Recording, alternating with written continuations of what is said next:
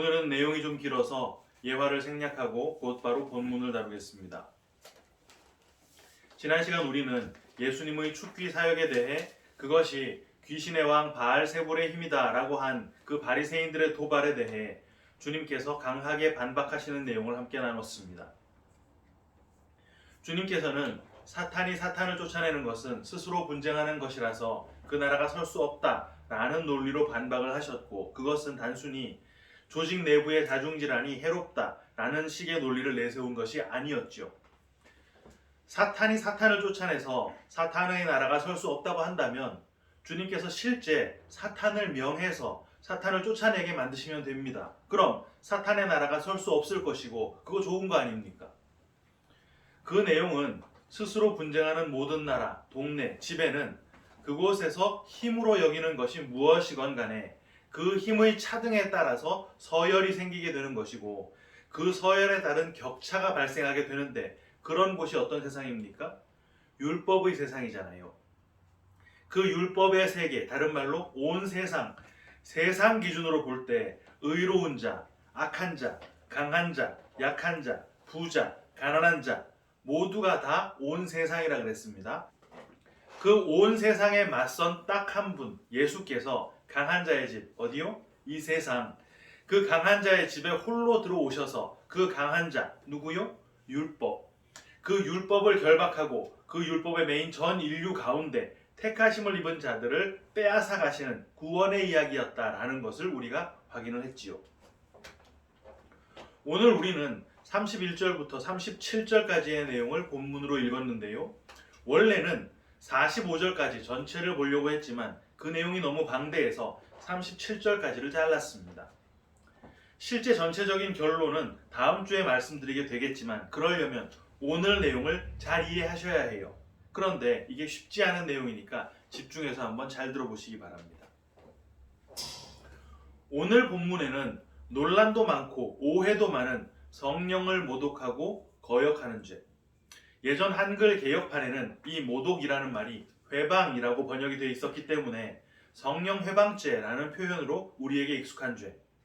이 세상뿐 아니라 오는 세상에서조차 용서를 받지 못한다고 하는 그 죄가 언급되어 있습니다. 성령의 역사를 두고 이건 성령의 역사가 아니다 라고 하면 그게 바로 성령 회방죄다 라는 식으로 생각하는 경우가 적지 않은데요. 예컨대 은사 집회나 신유 집회 같은 데서 방언이 막 펑펑 터지거나 누가 환상을 본다거나 금가루가 막 떨어진다거나 안수기도를 받은 병자가 벌떡 일어나는 그런 기적적인 일들이 벌어졌을 때 그걸 성령의 역사가 아니다 라고 한다면 그게 바로 성령 회방죄다 라고 주장하는 것이죠.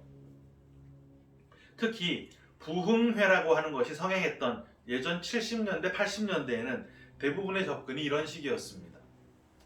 또 일부 목회자들은 목회자 말을 안 듣는 게 성령 회방죄다 라는 식으로 여린 성도들에게 협박 아닌 협박을 하기도 해요.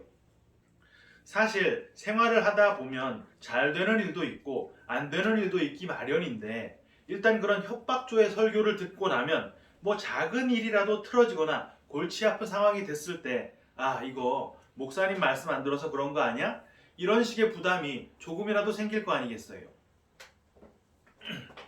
하지만 여러분들이 이미 모두 다 예상하고 계시듯 오늘 본문이 말하고 있는 그 성령 모독, 성령 회방이라고 하는 것은 그런 게 아닙니다. 지금 주님께서 이렇게 긴 강론을 하셔야만 했던 그 시발점은 22절에 귀신 들려 눈 멀고 말 못하는 사람을 고쳐주셨던 사건이었지요. 그 사람을 고치셨던 바람에 사람들은 야, 저 예수님 다윗의 자손 아니야? 이렇게 생각하게 됐던 것이고, 그에 대해 바리새인들이 그 능력 그거 귀신의 왕 바알세불을 힘입어서 한 거야 이렇게 말을 했던 것입니다. 또 그 바람에 주님께서 그에 대해 아주 긴 설명을 하고 계신 상황이 된 것이란 말이죠. 그리고 주님은 지금 이 긴 설명 전체를 어떤 한 가지 요소를 가지고 끌고 가고 계신데 그게 바로 말이라고 하는 것입니다. 오늘 본문 첫 구절인 31절에 사람에 대한 모든 죄와 모독을 성령을 모독하는 것과 대조되게 하셨고요. 32절에는 말로 인자를 거역하는 것과 말로 성령을 거역하는 것, 이걸 대조시켜 두셨습니다. 34절로 가보면 독사의 자식인 악한 자들은 선한 말을 할 수 없고 마음에 가득한 악을 입으로 말한다 라고도 했고요. 36절, 37절에는 무익한 말이 심판날에 신문을 받는다 라는 것과 말로 의롭다함도 받고 말로 정죄함을 받는다 라는 것도 기록이 되어 있어요. 바로 이 말이라고 하는 것이 오늘 본문을 풀어낼 핵심 단어인데요. 여러분, 말이 뭡니까? 말을 국어사전에서 찾아보면 사람의 생각이나 느낌, 그런 것 따위를 표현하고 전달하는 데 쓰는 음성기호라고 나와 있습니다. 그러니까 말이라는 것은 뜻을 전달하기 위한 수단인 것이죠. 성경은 이 말이 태초부터 있었다라고 하고 있습니다. 요한복음 1장 1절. 태초에 말씀이 계시니라. 이 말씀이 하나님과 함께 계셨으니 이 말씀은 곧 하나님이시니라. 그런데 생각해 보세요. 천지가 창조되기 전 삼위일체이신 하나님께서 홀로 존재하셨을 때 이 말이라는 것이 필요했습니까? 뜻을 전달할 필요가 없는데 말이 필요할 리가 없지요. 성부, 성자, 성령이 하나이신데, 그래서 아버지 뜻이 아들의 뜻인데 뭘 전달합니까? 그냥 뜻으로만 있어도 아무런 문제가 없습니다. 하지만 그 아버지 하나님의 뜻이 태초부터 굳이 말씀으로 하나님과 함께 계셨다 그래요. 그리고 그 말씀이 하나님이시다라고 합니다. 그럼 무슨 뜻이겠어요? 하나님께서는 애당초 그 뜻을 전달하시려는 목적을 갖고 계셨다는 말입니다. 누구에게? 사람을 포함한 천지 만물에게. 그리고는 천지를 창조하셨는데 그때 사용하신 방법이 말이었어요.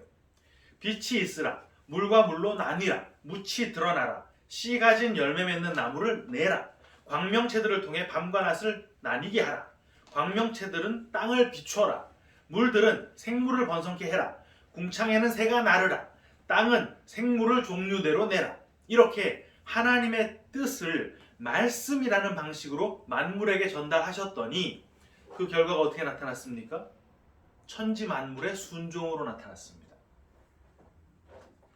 그리고는 사람만 특별하게 흙을 빚어 만드셨어요. 창세기 2장을 기준하면 하나님께서 들짐승들과 새도 흙으로 만드셨죠. 하지만 그걸 1장에서는 마치 그냥 말씀으로 지으신 것처럼 기록을 하고 있다는 말입니다. 이게 자체적으로 모순이 되는 게 아니라 어떤 목적을 가지고 그렇게 기록을 한 거예요. 말씀으로 하나님의 뜻을 받았던 그 천지 만물은 순종이라고 하는 반응을 꺼내 보였습니다. 만약 하나님께서 일관성 있게 사람도 말씀으로 지으셨다면 사람 역시 동일하게 그 말씀에 순종해서 생성이 되었겠지요. 하지만 하나님께서는 굳이 흙을 빚어서 사람을 만드셨습니다. 그리고는 하나님의 뜻을 말이라고 하는 방식이 아니라 영이라고 하는 방식으로 전달을 하셨어요.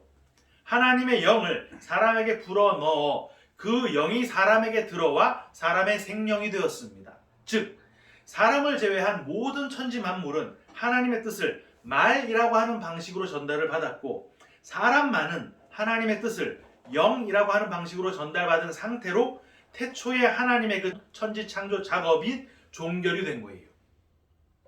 하나님의 뜻을 전달받은 피조물들은 그 전달 방식이 무엇이었건 간에 모두 다 하나님께 순종하는 존재, 다른 말로 하자면 하나님의 뜻을 사는 존재, 하나님의 뜻을 펼치는 존재가 되었습니다. 하지만 사람이 선악과를 따먹고 범죄를 하게 되자 하나님의 영이 떠나버리셨고 그 즉시 사람은 영이 아닌 존재, 짐승과 다를 바 없는 혼적 존재가 되었죠. 그걸 성경은 정령 죽은 상태라고 한다 그랬습니다. 그런데 사람은 짐승이나 여타 만물들과 뭔가 다른 점이 있었는데요. 말이라는 방식으로 하나님의 뜻을 전달받은 모든 짐승들과 만물들은 태초부터 지금까지 일관성 있게 하나님의 뜻에 그대로 순종을 하고 있는데, 말이 아닌 영으로 하나님의 뜻을 전달받았다가 그 영을 잃게 된 사람은 하나님의 뜻이 아닌 자기 스스로의 뜻을 사는 존재, 사실상 짐승만도 못한 존재, 다른 표현으로 하자면 불순종의 존재가 되었다는 말입니다. 구약시대 내내 인간들은 자신의 뜻을 어떻게 하든 펼치는 삶을 살게 되었는데 그걸 사사기에서는 이렇게 표현하고 있지요. 사사기 17장 6절. 그때에는 이스라엘에 왕이 없었으므로 사람마다 자기 소견에 옳은 대로 행하였더라. 여기서 잠깐 자기 소견이라고 하는 게 뭔지를 확인하고 가겠습니다. 불쌍한 사람이 있는데 딱 보자마자 너무 불쌍해요. 그래서 최선을 다해 도와줬습니다. 그런데 어떤 사람은 그 불쌍한 사람을 딱 보자마자 너무 불쌍하다고 느낀 것은 똑같았는데 자기 상황과 여건 때문에 돕지 못하고 그냥 지나쳤어요. 또 어떤 사람은 그 불쌍한 사람을 보자마자 야, 저거 지금 완전 무방비 상태네. 지금이라면 저거 완전 박살내버릴 수 있겠는데? 라고 생각하고 때려 죽였다고 생각해 봅시다. 이 중에 누가 자기 소견에 옳은 대로 행한 것입니까? 셋 모두 다입니다. 그 소견이 우리 인간들의 기준으로 볼 때 착한 소견이건 나쁜 소견이건 간에 그건 다 자기 소견일 뿐이라는 말이에요. 그걸 양심이라고도 하는데 바울은 로마서에서 양심을 이렇게 설명합니다. 로마서 2장 14절 15절. 율법 없는 이방인이 본성으로 율법의 일을 행할 때에는 이 사람은 율법이 없어도 자기가 자기에게 율법이 되나니 이런 이들은 그 양심이 증거가 되어 그 생각들이 서로 혹은 고발하며 혹은 변명하여 그 마음에 새긴 율법의 행위를 나타내느니라. 이건 율법이 오기 이전에는 양심적으로 살면 구원받고 비양심적으로 살면 지옥 간다. 이런 말 하는 거 아니라 그랬습니다. 양심을 따라 사는 것이 율법을 따라 사는 것과 똑같은 것이고 율법이 죄를 드러나게 한 것처럼 양심이 죄를 드러나게 할 거라는 말이에요. 한마디로 그래서 그 양심을 따라 살면 그게 지옥 확정이다 라는 말을 하고 있는 것입니다. 그럼 자기 소견이 양심이고 양심이 율법이라고 한다면 자기 소견, 자기 뜻에 따라 살았다라고 하는 말이 무슨 말을 하는 것이겠어요? 그게 바로 율법을 따라 살았다라고 하는 말입니다. 그렇게 율법으로 점철됐던 구약의 그 시대는 인간들의 처절한 실패를 증명해냈지요. 율법으로는 인간들이 구원받을 가능성 전혀 없다라는 게 드러났다는 말입니다. 그리고 드디어 태초부터 계셨던 그 하나님의 말씀은 말이라고 하는 방식이 아닌 또 다른 방식으로 사람에게 전달이 되었는데 그거 어떤 방식이었습니까? 요한복음 1장 14절. 말씀이 육신이 되어 우리 가운데 거하시매 우리가 그의 영광을 보니 아버지의 독생자의 영광이요 은혜와 진리가 충만하더라.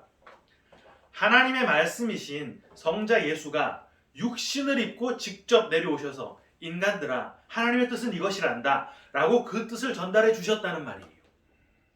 하지만 그 방법을 통해 인간들은 하나님의 뜻을 전달받지 못했습니다. 왜? 여전히 인간들의 속에는 자기 소견, 자기 뜻이 꽉 차 있었거든요. 그거 다른 말로 뭐라 그랬습니까? 율법. 그 율법이 스스로를 꽉 채우고 있어서 밖으로부터 들어오려고 하는 그 뜻을 받아낼 수가 없었다는 말입니다. 그런데 밖으로부터 안으로 들어오려고 하는 뜻을 받아낸다면 그게 뭘 통해 들어와야 됩니까? 당연히 눈과 귀겠지요. 육신이 되어 오신 말씀 예수를 눈으로 보고 또 그 예수의 말씀을 귀로 듣는 것이니까. 그런데 그 뜻이 나를 꽉 채우고 있는 자기 소견, 내 뜻, 다른 말로 율법 때문에 내 눈과 귀를 통해 내 안으로 들어오지 않는다면 그걸 뭐라 그럽니까? 소경이고 귀머거리라고 하잖아요. 눈으로 받아들이지 못하고 귀로 받아들이지 못하니까. 앞서 예수님께서 지금 이렇게 긴 설명을 하고 계시게 된 그 시발점이 뭐라 그랬습니까? 마태복음 12장 22절 상반절. 그때에 귀신 들려 눈 멀고 말 못하는 사람을 데리고 왔거늘 예수께서 고쳐주시네. 여기 말 못하는 이라고 하는 말이 듣지 못한다 라는 것과 동일한 뜻이다라고 지난주에 말씀을 드렸지요. 소경이고 귀머거리인 사람을 데리고 왔는데 마태는 그 사람을 귀신 들린 사람이다 라고 기록을 했어요. 방금 소경이고 귀머거리인 것은 내 안에 내 소견, 내 뜻, 율법이 가득 차 있어서 외부로부터 들어오려고 하는 하나님의 뜻을 받아내지 못하는 상태다라고 그랬습니다. 무슨 말입니까? 율법에 매인 삶이 바로 귀신 들려 있는 삶이라는 말을 하는 것입니다. 그걸 예수님께서 고쳐주시니까 그 사람 어떻게 됐습니까? 22절 하반절. 예수께서 고쳐주심에 그 말 못하는 사람이 말하며 보게 된지라. 듣고 보게 되었네요. 무슨 말입니까? 외부로부터의 하나님의 뜻이 그 사람에게로 들어가게 됐고 그 결과로 말을 할 수 있게 되었다는 말입니다. 이걸 이제 오늘 본문 33절부터 35절에다가 한번 얹어볼까요?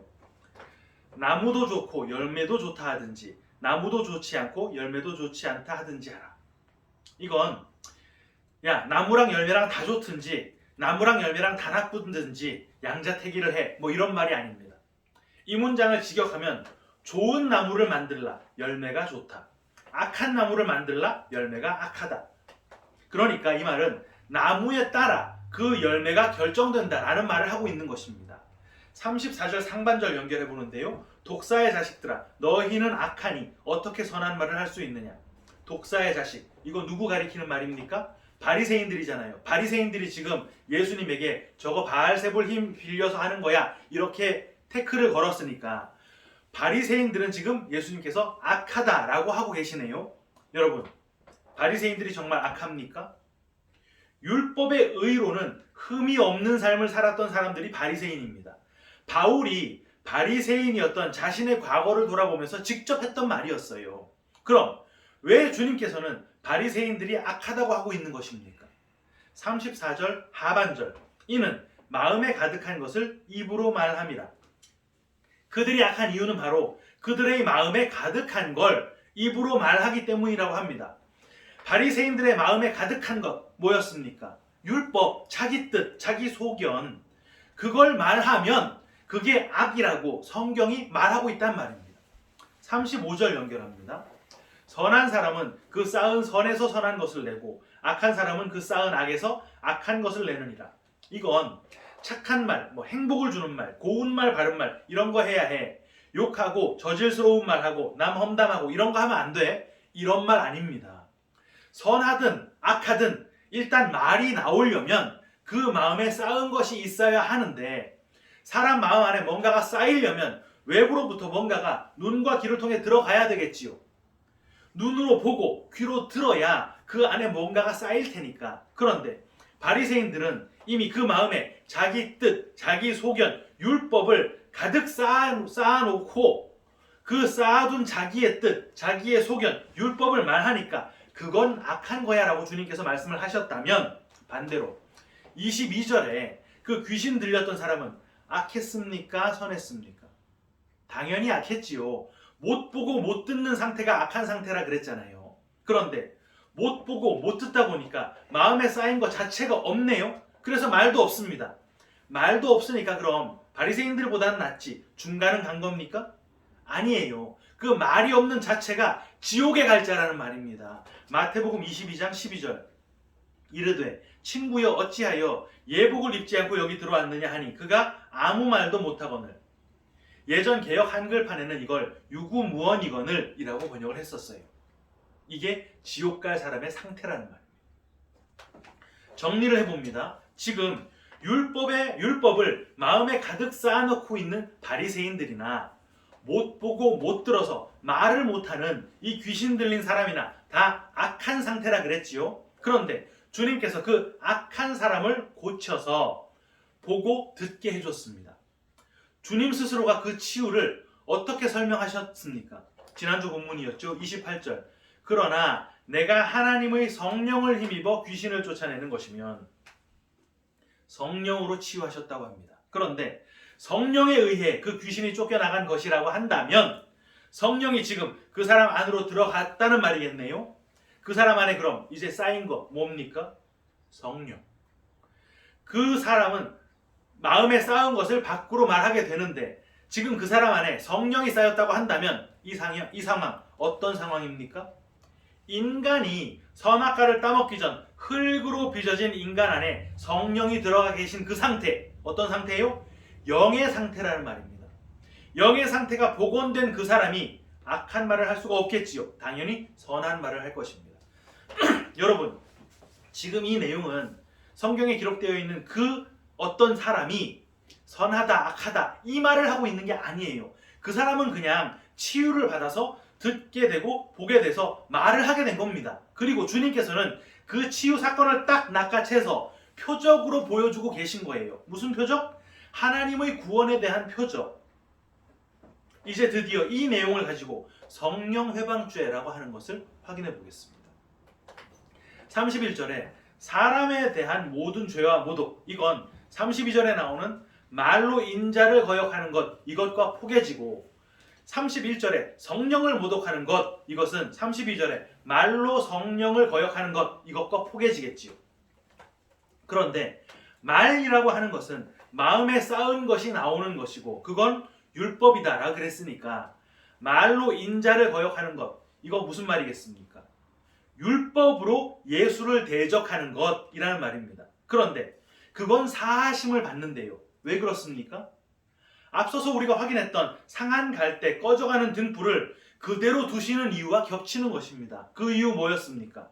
십자가가 서야 하니까, 그 율법으로 예수를 정죄해서 십자가에 달아야 하니까. 그리고 그렇게 십자가가 서게 되면 그 후에는 어떻게 됩니까? 예수 그리스도께서 부활하시고 승천하신 뒤에 성령께서 오셔서 교회 안으로 들어가시잖아요. 이거 어떤 상태라 그랬습니까? 귀머거리고 장님이었던 그 귀신 들린 사람이 치유를 받아서 성령이 그 안으로 들어간 상태. 그래서 선한 말, 성령의 말을 할 수 있게 된 그 상태. 그런데 그때 말로 성령을 거역하고 회방을 하는 상태가 있다면 성령께서 스스로를 회방하고 스스로를 거역하는 거, 이거는 불가능한 일 아닙니까? 그럼 그 성령을 거역하고 회방하는 말을 하는 그 사람 속에 쌓여 있는 건 여전히 뭐라는 말입니까? 자기 소견, 자기 뜻, 율법이라는 말을 하고 있는 것입니다. 십자가가 섰는데도 여전히 은혜 안으로 들어오지 못하고 율법의 의만 붙들고 있다면 그게 바로 오는 세상에서까지 사하심을 받지 못하는 자, 다른 말로 성령께서 내주하시지 않는 자, 영원히 지옥에 들어가야 할 자다라는 말을 하는 것입니다. 그게 바로 죽음인 거예요. 사랑하는 키퍼스 처치 성도 여러분, 율법의 의를 내려놓는 거요, 율법을 붙들고 살았던 그 율법을 손에서 놓는 거요, 쉬운 일 아닙니다. 내가 살아온 전 인생을 싸그리 부정하는 일인데, 내가 지금까지 나의 의로 삼아왔던, 뿌듯하게 여겨왔던 모든 것을 내려놓는 것인데 그거 불가능한 것이죠. 그건 성령께서 밀고 들어오셔서 내 안에 꽉 차 있었던 내 소견, 내 뜻, 그거 뭐요? 내가 의로 붙잡고 있었던 거, 귀신 들린 거, 그걸 쫓아내 주셔야 비로소 가능해지는 것이라는 말입니다. 그런데 우리 안에 이미 성령이 들어오셨네요. 그래서 일들이 척척 풀리고 막 신납니까? 아니요. 내 나름의 옳은 뜻, 내 건전하고 발전적이었던 소견, 판판이 어긋나갑니다. 왜? 내 안에 계신 성령께서 그걸 밖으로 막 밀어내고 있기 때문에, 막 쫓아내고 있기 때문에. 그걸 알게 해주셔서 참 감사하고 참 기쁘긴 한데 동시에 이런 삶이 막 신물나고 지긋지긋하고 싫습니다. 왜 그렇습니까? 여전히 우리가 육신 안에 거하고 있거든요. 그 육신의 생각이 여전히 내 안에 공존해 있다 보니까 은혜 때문에 막 기쁘다가 순식간에 우울해지고 한숨이 막 터져 나오는 것입니다. 펄펄 살았던 육신이 하나하나 죽어가는 과정인데 어떻게 안 그럴 수가 있겠어요? 그런데 여러분, 걱정하지 마십시오. 한 번 들어오신 성령이 영원히 안 떠나신다 그랬습니다. 내 안에 가득 차 있던 내 소견, 내 뜻 모조리 다 밀어내는 그 작업, 실수도 없고 실패도 없이 완벽하게 이뤄내시고 우리를 천국까지 끝까지 이끌고 나가신다는 말이에요. 이 믿음을 붙들고 끝까지 믿음의 길 걸어가는 우리 모두가 다 되시기를 주님의 이름으로 축원합니다. 아멘.